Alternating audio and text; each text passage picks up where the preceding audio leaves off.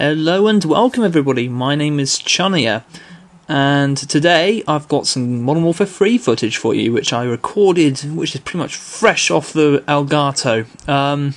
Unfortunately there was an issue with the sound towards the end of the game. I don't know why, but for some reason I haven't got any, so I've muted the whole thing and you're just going to have to put up with my sexy voice. So the game itself, what happened? Well, Modern Warfare 3 doesn't normally go that well for me. It's normally a bit of a luck job, really.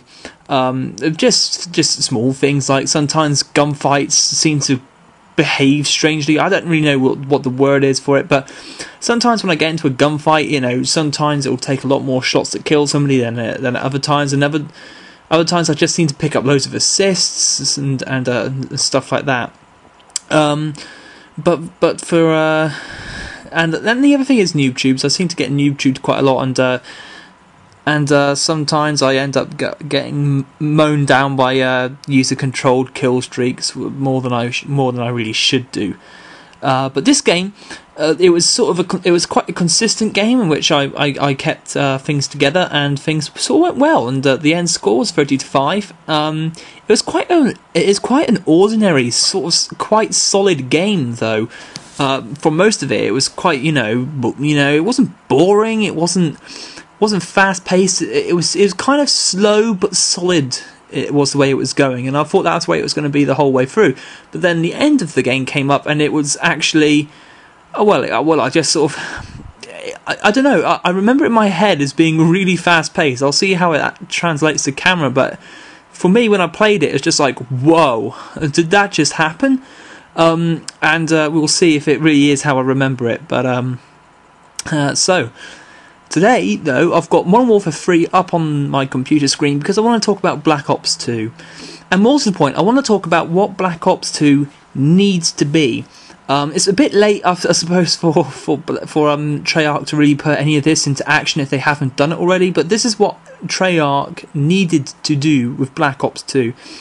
What it needed to do was learn from the mistakes of Modern Warfare 2, Black Ops 1 to some extent, and Modern Warfare 3. For some reason I just couldn't think of the game there. That was a weird thing after I explained why I put the game up. But anyway, what the biggest mistake I think it needs to learn is, and this is I think the key I think I'm trying to think of the right word here. I think this is probably the reason why the previous 3 Call of Duties haven't been as good as COD 4 or World at War, and it's balance. You know what I mean? It's and you might think, well, hang on a minute, but I thought these games were quite balanced. They're not, and that's the thing. Because to make a balanced Call of Duty, what you need to do is you need to keep in mind the basic principles of yin and yang, and basically these last 3 Call of Duties just haven't done that well.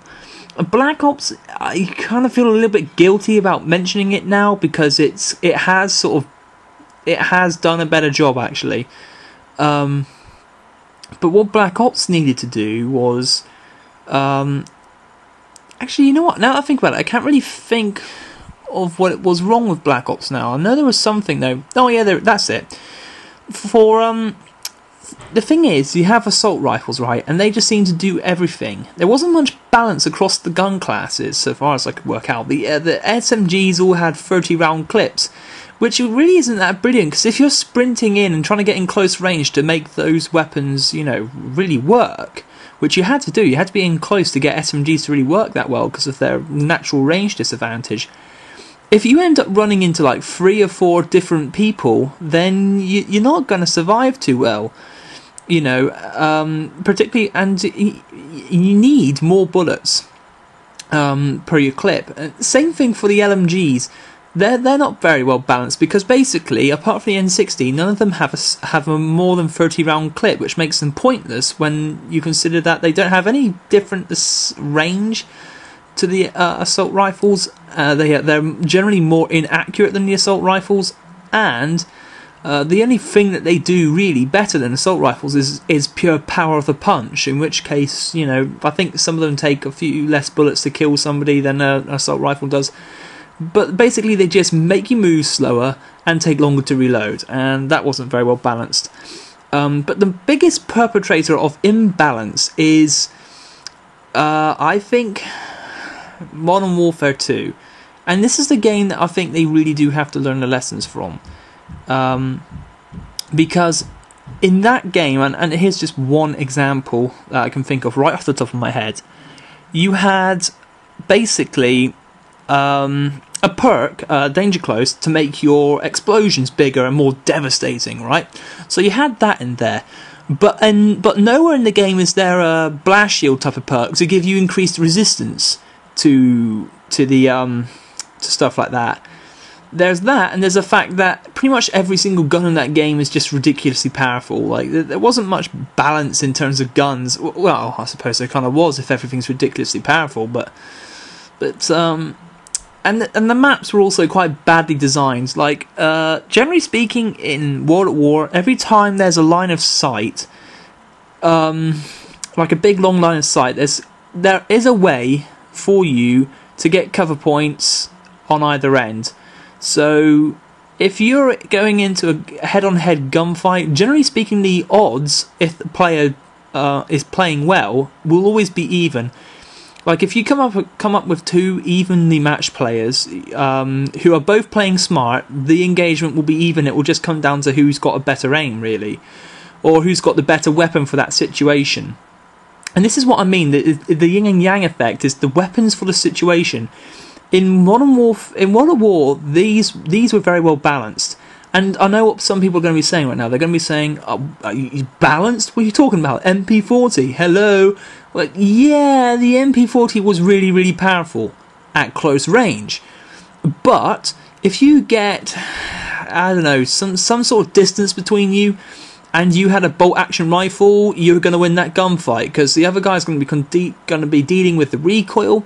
He's also going to be dealing with the fact that it's not a one-shot kill from a long range. And if you have a bolt-action rifle without a scope, then you pretty much have exactly the same sight as an MP40, but just more power, and you're more likely to win.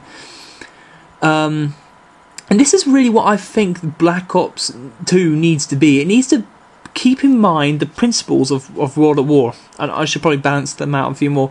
Most of the LMGs in that game are fully auto, which balances them out against most of the semi-auto rifles, and they take longer to reload, of course.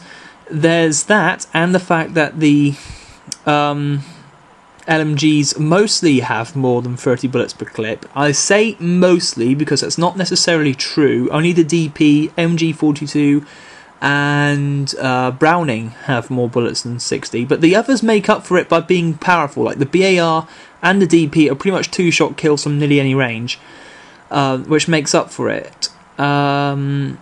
And the FG42 is the most accurate gun in the game, so there you go, there's something else to balance it out. The sniping is good in the game, no complaints. LMGs are good at close range, like they should be, but then again, if you get ultra close range encounters, like pretty much point blank range, the shotguns will beat them. And if you get medium range to long range, you're much better off with a rifle. Perks, you had Juggernaut and Stopping Power, two perks which cancel each other out. And this is the thing, this is what I really want to see happen. I want to see perks that balance each other out, because I've been playing a fair bit of Modern Warfare 2 recently, and a lot of the perks I just don't see getting balanced out. I get hit with massive danger close explosions, but I don't have a perk to give me any resistance to these things, and I was just wishing the whole day, pretty much, I wish I had a perk to stop this problem, because it's getting downright irritating, and that's just the truth of it, really. You can see here I'm just going a bit berserk all of a sudden, and that's the principle that I really want Black Ops 2 to follow.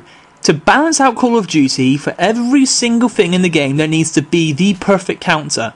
So and that's going to take some real skill to overcome. Like, not make it so that if you get long range, you will always be a submachine gun. That's not what I want to see happen. I want to see it so that if you fight a rifle or a light machine gun at long range with a submachine gun, you're going to have to be significantly better than the other guy to win. So it favours more skilled players. Rather than have guns that do everything, have guns that do specialised things. And thank you for watching, and I'll see you later.